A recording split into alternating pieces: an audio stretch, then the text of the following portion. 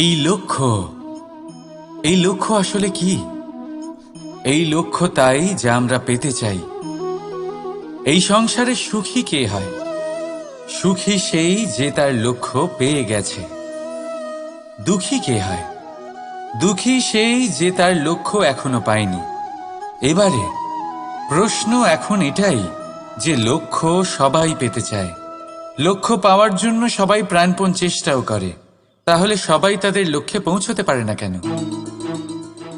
ঠিক আছে, কোথাও না কোথাও কিছু না কিছু কমতি থেকেই যায়, যাই বাধা থাক। আজকে আমি আপনাকে একটা উপায় বলবো এই লক্ষ্য পাওয়ার জন্য। একটা কাগজ নিন, তাতে একটা চিহ্ন বানান, সেটাই হবে আপনার লক্ষ্য। এবারে সেই লক্ষ্যে পৌঁছানোর একটা পথ বানান। এবারে এই যাত্রাকে ভিন্ন ভিন্ন ভাগে বিভাজন করে দিন। এবারে এটা হলো আপনার পরিকল্পনা। এবার এই পরিকল্পনা ক্রমানুসারে আপনি পালন করতে থাকুন, এটাই হবে আপনার চেষ্টা। এবার এইভাবে যদি আপনি চেষ্টা করতে থাকেন, যাই আপনার কল্পনা হোক না কেন তা বাস্তব অবশ্যই হবে। তাহলে এই কল্পনাকে বাস্তবে রূপান্তরিত করুন। এইভাবেই নিজের পরিকল্পনা পালন করতে থাকুন। আপনার যাই কল্পনা থাকুক বা যাই লক্ষ্য থাকুক, তা বাস্তবে পরিণত হয়ে আপনার হাতে অবশ্যই আসবে।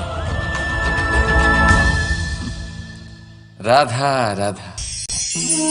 মোহ। শাস্ত্রে লেখা আছে যে মোহ শুধু সেই ব্যক্তিকেই নয়, বরং সেই আরেক ব্যক্তিকেও বিনাশ করে দেয় যার ওপরে সেই মোহ আছে। এবারে লোকে কি করেন, এই শাস্ত্রে লেখা কথাগুলি শুধু শাব্দিক অর্থে নেন। এই মোহ দেখুন, এটা শুভও হতে পারে, শুধু এর রূপ ভিন্ন ভিন্ন হয়, এটা ভালো করে বুঝতে হবে। এবারে মোহ যদি কোনো বস্তুর উপরে থাকে তাহলে তা লালসা হয়ে যায়। মোহ কোনো বিশেষ ব্যক্তির উপরে হয়ে গেলে তা প্রেম নয়, আকর্ষণ হয়ে যায়। মোহ কোনো চাহিদার উপরে হয়ে গেলে তা বাসনা হয়ে যায়। মোহ বিজয়ের উপরে হয়ে গেলে তা কুণ্ঠা হয়ে যায়। মোহ নিজের সংস্কৃতির উপরে হলে আপনাকে সংস্কৃতির রক্ষক বানায়। যদি এই মোহ নিজের গুণের উপরে হয়, তাহলে সেই শিল্প দ্বারা আপনি এই সংসারে অদ্ভুত সব কাজ করতে পারবেন। এবারে এটা আপনার উপরে নির্ভরশীল যে এই মোহকে আপনি সৃজনের আধার বানাতে চাইবেন নাকি বিনাশের অস্ত্র বানাতে চাইবেন। ভেবে দেখুন, সিদ্ধান্ত আপনার। রাধা রাধা। বাবার এক মিত্র ছিলেন, বড়ই দুঃখী ছিলেন, বিপদে পড়েছিলেন। কি করবেন? ব্যবসা ভালোভাবে চলছিল না, বাড়িতে শান্তি ছিল না, সমস্ত জায়গায় ক্ষতি হচ্ছিল। তাই উনি একজন জ্যোতিষীকে দেখালেন। জ্যোতিষী বললেন, আপনার যে বাড়ি আছে সেটা আপনার জন্য অশুভ, আপনার এই বাড়ি পাল্টে ফেলুন। উনি বাড়ি পাল্টে ফেললেন, তবুও ওনার সমস্যার সমাধান হলো না। তারপর একজন জ্ঞানী ব্যক্তি ওনাকে বললেন যে আপনার জামা কাপড়ের যে রং সেটা বিপদকে আমন্ত্রণ জানাচ্ছে, এই জামা কাপড়গুলিকে পাল্টে ফেলুন। উনি সেগুলো পাল্টে ফেললেন, তাও সমস্যার সমাধান হলো না। আবার একজন জ্ঞানী ব্যক্তি বললেন যে আপনার আশেপাশে যে মানুষজন রয়েছে তারা এটা চায় না যে আপনি সফল হন, তারা আপনার ক্ষতি চায়, তাদের সাথে সমস্ত সম্পর্ক ভেঙে ফেলুন। তো উনি সম্পর্ক ভেঙে ফেললেন, কিন্তু তাতেও ওনার জীবনে কোনো পরিবর্তন এলো না। তার মানে তিনি বাড়ি পাল্টালেন, জামা কাপড় পাল্টালেন, সম্পর্ক পাল্টালেন, যেটা পাল্টালেন না তা হলো স্বভাব। এই যে স্বভাব, এটা অত্যন্ত গুরুত্বপূর্ণ। এই স্বভাবই আপনার ব্যক্তিত্ব তৈরি করে। তাই নিজের স্বভাব শুধরে ফেলুন, তাতে ভালো পরিবর্তন আনুন, সব কিছু ভালোই হবে। রাধা রাধা। ক্রোধ। লোকে বলে যে এই ক্রোধ পাপেরই মূল, কিন্তু সত্যি কি এই ক্রোধ পাপের মূল? একটু ভেবে দেখুন। এই ক্রোধ বাস্তবে আসলে কি? এই ক্রোধ একটা অনুভূতি যা আপনার মধ্যে হঠাৎই অসীমিত তেজ সঞ্চালন করে। এবারে আমি আপনাকে কিছু উদাহরণ দিচ্ছি যাতে আপনি বুঝতে পারেন যে ক্রোধ আপনার জন্য ভালো কি না। যদি কারোর সাথে অন্যায় হয় আর এটা দেখে আপনার ক্রোধ হয়, আর এই ক্রোধ আপনাকে তার সাহায্য করতে প্রেরণা যোগায়, তাহলে এই ক্রোধ অবশ্যই ভালো। যদি কোথাও আপনি দেখেন যে কোনো নারীর উপরে অত্যাচার হচ্ছে আর সেটা দেখে আপনার ক্রোধ হয়, আর এই ক্রোধ আপনাকে তার সাহায্য করতে সাহস যোগায়, তাহলে এই ক্রোধ অবশ্যই ভালো। যদি এই সংসারে কোথাও আপনি কোনো অনৈতিক কাজ বা ছলনা দেখেন আর আপনার তাতে ক্রোধ না হয়, কিছুই অনুভব করেন না, তাহলে এটা কাপুরুষতা। তার মানে এটাই যে আপনি আপনার মনুষ্যত্ব হারিয়ে ফেলেছেন।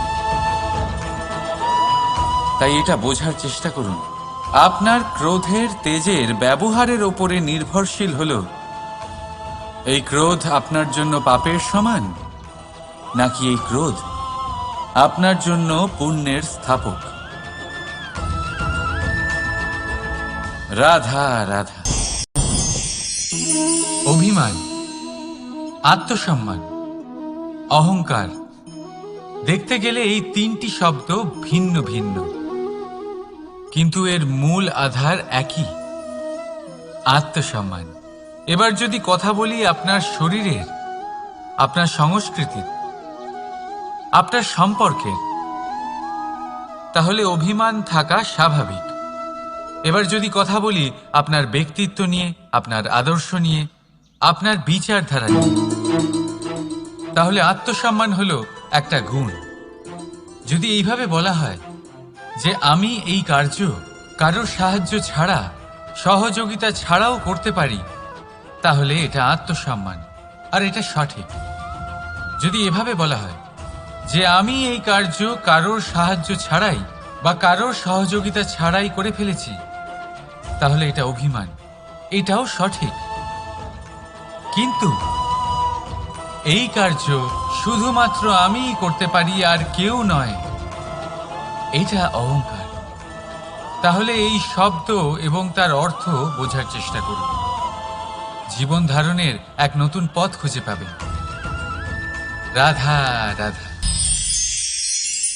সংসারে প্রত্যেক ব্যক্তি কোনো না কোনো রূপে ঈশ্বরকে মানে,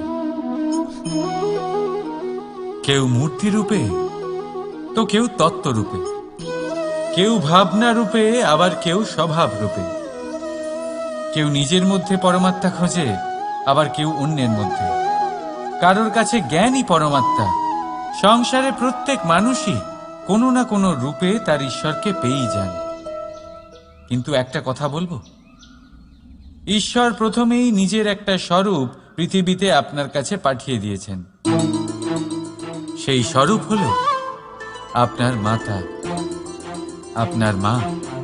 ঈশ্বর নাই থাকতে পারে, কিন্তু প্রত্যেক মায়ের মধ্যে ঈশ্বর অবশ্যই থাকে।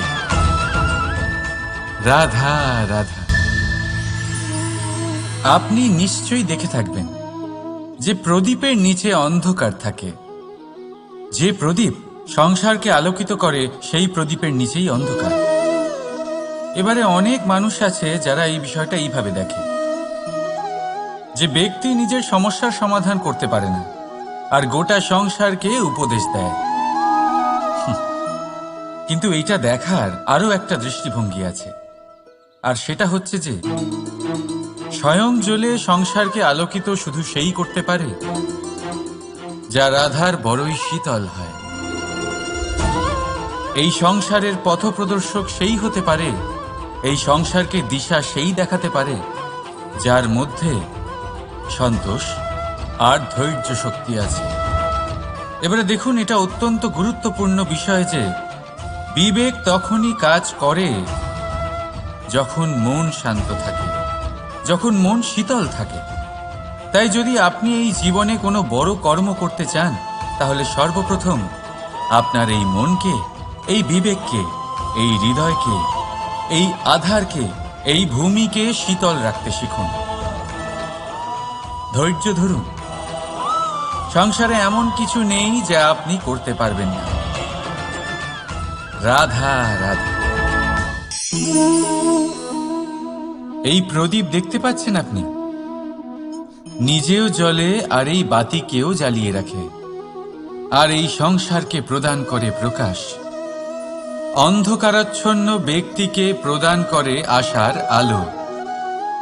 কিন্তু এটা কখনো ভাবে না যে সেই মাটি কেমন হবে যা দিয়ে এটা তৈরি করা হয়েছে, সেই কুমোর কেমন হবে যে একে আকার দিয়েছে। ভাবে না যে একে কিনেছে তার বাড়ি কেমন হবে, তা কতটা সুসজ্জিত। কিচ্ছু নয়, শুধু এই সংসারকে প্রকাশ প্রদান করে। আর হয়তো সেই জন্যই প্রদীপকে এত ভালোবাসা হয়। সে নিজের বা অন্যের বাড়ি দেখে কখনোই জ্বলে না। সে জ্বলে শুধু অন্ধকারের সাথে লড়াই করতে। তাই আপনিও নিজের ব্যবহার এই প্রদীপের মতো করে তুলুন। নিজের পরিচয় সরিয়ে নিঃস্বার্থভাবে কর্ম করে যান, আর নিজের জন্য এক নতুন, এক বিশাল, এক অদ্ভুত পরিচয় তৈরি করুন। রাধা রাধা।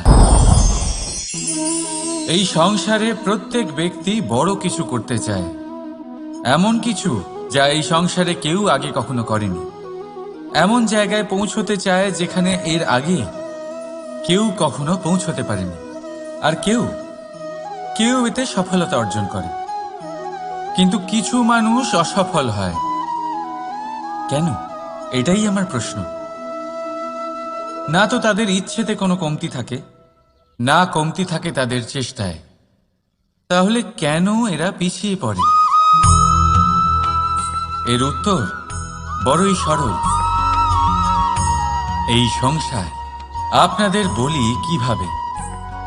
আপনারা সকলে সংসারে মহান কাজ করতে চান, সেই মান, সেই সম্মান পেতে চান যা এর আগে কেউ কখনো পায়নি। কিন্তু আপনার সমস্যা এটাও যে এই কাজে সংসার আপনার সাথে থাকছে না। বড়ই অদ্ভুত ব্যাপার। দেখুন, ভুলে যান গোটা সংসারকে। জীবনে একা একা এগিয়ে চলুন। তার জন্যই অপেক্ষা করে আছে। রাধা রাধা। কর্ম। মানুষ সর্বদা কর্ম করতে থাকে, আর এই কর্মের জন্যই সে মান, সম্মান, ধন, প্রতিষ্ঠা লাভ করে। এবার মানুষ সবসময় চেষ্টা করে যাতে সে ভালো কর্ম করে যায়। তাহলে আপনাকে বলি, শুধু ভালো কর্ম করাই আবশ্যক নয়, তার থেকে বেশি জরুরি হলো এই খারাপ কর্মকে বোঝা আর তার থেকে দূরে থাকা। কারণ যখনই আপনি কোনো সঠিক কাজ করেন বা ভালো কাজ করেন, কেউ তা মনে রাখে না।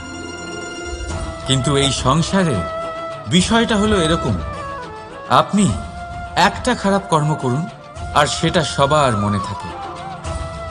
এই খারাপ কর্ম কাজলের এক কৌটোর মতো হয়। আপনি যতই চেষ্টা করুন বাঁচিয়ে ব্যবহার করার, কিন্তু এই কালিমা কোথাও না কোথাও অবশ্যই লেগে থাকে।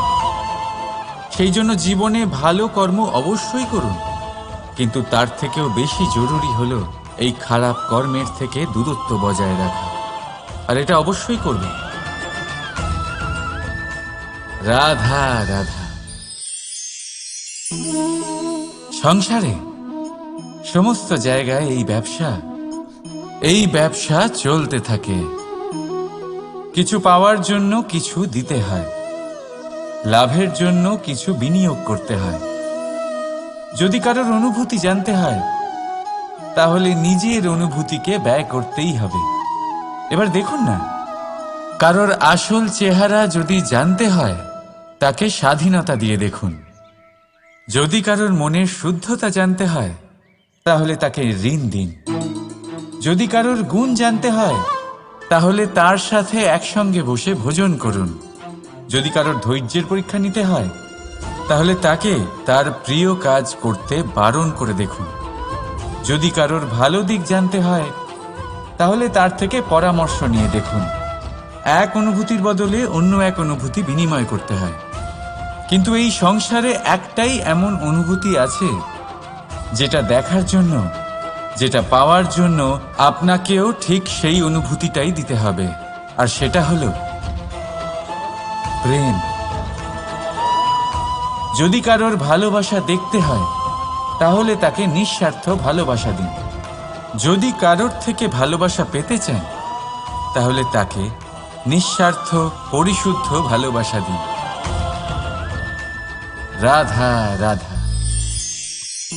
কথায় আছে, সময়ের পূর্বে আর ভাগ্যের বেশি কেউ কিছুই পায় না। এবার এর মানে কি এটাই যে আপনি শুধুমাত্র সময়ের অপেক্ষা করবেন, সবকিছু নিজের ভাগ্যের ওপর আর কপালের ওপরে ছেড়ে দেবেন, নিজে কিছুই করবেন না? যদি আপনি এরকম করেন তাহলে আপনি একটা বস্তু অবশ্যই পাবেন: নিরাশা, অসফলতা। এবারে আপনি বলবেন, যদি সবকিছুই ভাগ্য আর সময়ের ওপরে নির্ভরশীল হয় তাহলে আমরা কি বা করতে পারি?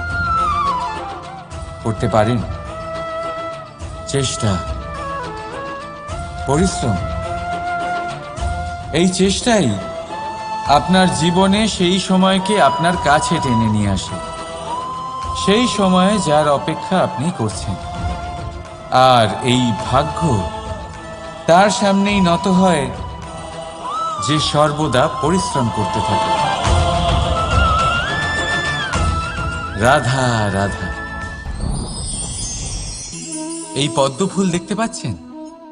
এর অভ্যেস হলো জলস্তরের ওপরে ভাসা। সেই জন্য জলাশয়ের জলস্তর যখন বৃদ্ধি পায়, এই যে ফুলের কাণ্ড দেখছেন সেটাও বাড়তে থাকে, যাতে এই ফুল জলস্তরের ওপরে থাকে। কিন্তু যখন সেই জলাশয়ের জলস্তর নামতে থাকে, সেই কাণ্ড নিজেকে ছোট করতে পারে না, আর এই ফুল নিজের ভারে নিজেই ভেঙে পড়ে। এবার এটা আমাদের সাথেও হয়। সময়ের সাথে আমরা জীবনে যত সাফল্য পাই, আমাদের জীবনের স্তর বাড়তে থাকে। আর যখন আমাদের সংস্থান কমতে থাকে, আমরা সেই জীবন স্তর ছাড়তে পারি না, আর শেষ পর্যন্ত সেই জীবন স্তরের কারণেই ভারাক্রান্ত হয়ে শেষ হয়ে যায়। সেই জন্য যদি কিছু রাখতে হয় তাহলে তা হলো দৃষ্টিভঙ্গি। সাধারণভাবে জীবন যাপন করতে শিখুন, সময়ের চক্রও আপনাকে মাত দিতে পারবে না। রাধা রাধা। এই লক্ষ্য আসলে কি? এই লক্ষ্য তাই যা আমরা পেতে চাই। এই সংসারে সুখী কে হয়? সুখী সেই যে তার লক্ষ্য পেয়ে গেছে। দুঃখী কে হয়? দুঃখী সেই যে তার লক্ষ্য এখনো পায়নি। এবারে প্রশ্ন এখন এটাই যে লক্ষ্য সবাই পেতে চায়, লক্ষ্য পাওয়ার জন্য সবাই প্রাণপণ চেষ্টাও করে, তাহলে সবাই তাদের লক্ষ্যে পৌঁছতে পারে না কেন? ঠিক আছে, কোথাও না কোথাও কিছু না কিছু কমতি থেকেই যায়। যাই বাধা থাক, আজকে আমি আপনাকে একটা উপায় বলবো এই লক্ষ্য পাওয়ার জন্য। একটা কাগজ নিন, তাতে একটা চিহ্ন বানান, সেটাই হবে আপনার লক্ষ্য। এবারে সেই লক্ষ্যে পৌঁছানোর একটা পথ বানান। এবারে এই যাত্রাকে ভিন্ন ভিন্ন ভাগে বিভাজন করে দিন। এবারে এটা হলো আপনার পরিকল্পনা। এবার এই পরিকল্পনা ক্রমানুসারে আপনি পালন করতে থাকুন। এটাই হবে আপনার চেষ্টা। এবার এইভাবে যদি আপনি চেষ্টা করতে থাকেন, যাই আপনার কল্পনা হোক না কেন, তা বাস্তব অবশ্যই হবে। তাহলে এই কল্পনাকে বাস্তবে রূপান্তরিত করুন। এইভাবেই নিজের পরিকল্পনা পালন করতে থাকুন। আপনার যাই কল্পনা থাকুক বা যাই লক্ষ্য থাকুক, তা বাস্তবে পরিণত হয়ে আপনার হাতে অবশ্যই আসবে। রাধা রাধা। মোহ।